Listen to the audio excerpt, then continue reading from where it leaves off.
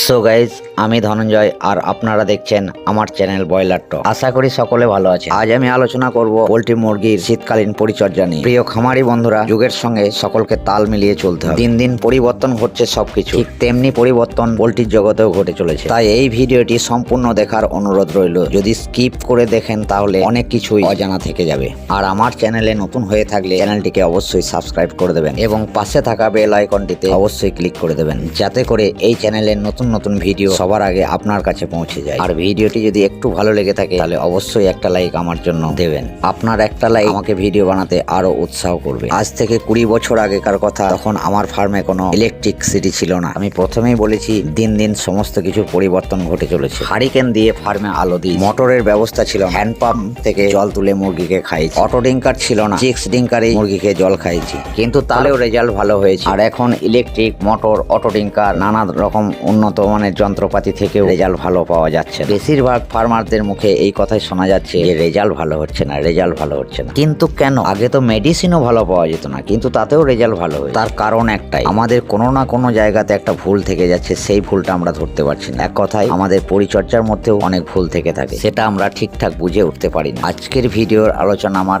এই নিয়ে, কিভাবে আমরা শীতকালীন পরিচর্যা করব এবং কিভাবে আমরা ভালো রেজাল্ট পাবো, এই নিয়ে আজকের আমার ভিডিও। আমাদের এখানে গ্রীষ্মকালটাই বেশিরভাগ পাওয়া যায়, শীতকাল খুব কম। শীতকাল মাত্র থাকে 3 মাস। গ্রীষ্মকালে একরকম পরিচর্যা আমরা করে অভ্যস্ত, কিন্তু শীতকালে পুরো আলাদা। তাই শীতকালে আমরা কিভাবে মুরগি পালন করব জানুন এই ভিডিওতে। প্রথমে জানতে হবে ফার্মের মধ্যে বোর্ডিং কোন জায়গায় করব। গ্রীষ্মকালে ফার্মের যে কোনো জায়গায় বোর্ডিং করা যেতে পারে, কিন্তু শীতকালে এই বোর্ডিং নিয়ে অনেক চিন্তা ভাবনা করে বোর্ডিং করা উচিত। শীতকালে হাওয়া চলে উত্তর থেকে দক্ষিণ, তাই ফার্মের উত্তর দিকে বোর্ডিং করা যাবে না। দ্বিতীয়ত, শীতকালে সূর্যের আলো বা তাপ থাকে ফার্মের দক্ষিণ দিকে, তাই বোর্ডিং সবসময় শীতকালে ফার্মের দক্ষিণ দিকে বরাবর করা উচিত। পর্দা সবসময় শীতকালে ডবল লাগানো উচিত। দিনে সিঙ্গেল রাখতে হবে, কিন্তু রাতে সবসময় ডবল পর্দা দিতে হবে। সিলিং সবসময় টাইট করে রাখতে হবে, যেন বাইরের হাওয়া না ঢুকতে পারে। সেটা আগের ভিডিওতেও বলেছি। শীতকালে একটা ফার্মের মধ্যে যেন খালি শরীরে থাকা যায়, কোনো জামা বা কাপড় যেন গায়ে দিতে না হয়, সেই মতো তাপমাত্রা ফার্মের ভিতর রাখতে হবে। তাপমাত্রা ঠিক রাখতে হবে, তাহলে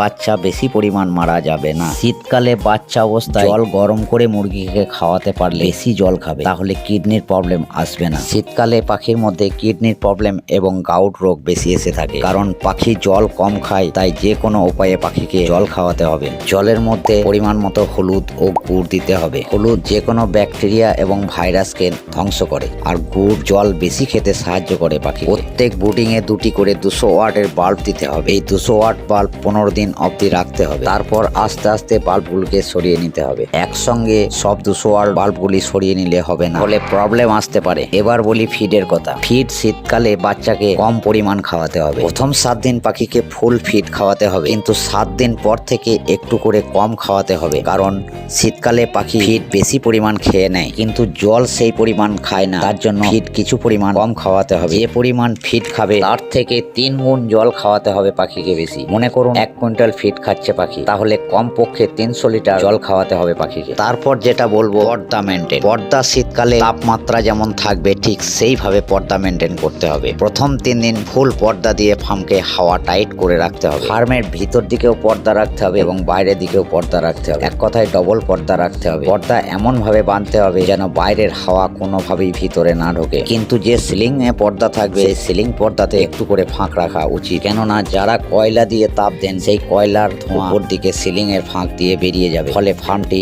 ধোঁয়া মুক্ত হবে এবং পাখিও সুস্থ থাকবে। আর বোর্ডিং এর ভিতরে কার্বন ডাই অক্সাইড ওই সিলিং এর ফাঁক দিয়ে বের হয়ে যাবে। প্রথম 3 দিন পর্দা টাইট রাখার পর শীতকালে রোদের সময় একটু করে পর্দা নিচের দিকে নামিয়ে দিতে হবে। এইভাবে 7 দিন চলবে। 7 দিন চলার পর দিনে হাফ পর্দা এবং রাতে ফুল পর্দা দিতে হবে। এইভাবে 15 দিন চলবে। তারপর 15 দিন পর যদি ঠান্ডা বেশি থাকে, তাহলে রাতে হাফ পর্দা দিতে হবে, আর দিনে নিচে থেকে যেন 2 ফুট পর্দা সব সময় দেওয়া থাকে উপরের দিকে। এইভাবে পাখিকে আবহাওয়ার সঙ্গে মিশিয়ে নিতে হবে, তাহলে ফার্মে মর্টালিটি কম হবে, কোনো রোগ আসবে না। আর পাখি যদি সুস্থ থাকে তাহলে ফার্মার সুস্থ থাকবে। শীতকালে মুরগির বেশি বডি ওয়েট পাওয়া যায়, কিন্তু মুরগির রেট কম থাকে, ফলে যারা কোম্পানির সঙ্গে ব্যবসা করেন তাদেরকে বিপদে পড়তে হয়, কারণ যখনই মুরগির রেট কমে যায় তখন কোম্পানি খাবারের মান কমিয়ে দেয়, ফলে মুরগির ভাবে বডি ওয়েট পাওয়া যায় না। তাই শীতকালে মুরগি চাষ করতে হলে পরিচর্যার দিকে বিশেষ নজর রাখতে হবে, তা না হলে প্রত্যেক ফার্মাকে বিপদের সম্মুখীন হতে হবে। আজ এই পর্যন্তই বন্ধুরা, পরের ভিডিওতে দেখা হবে খুব তাড়াতাড়ি আপনাদের সাথে। ততক্ষণ আপনারা সুস্থ থাকুন, ভালো থাকুন।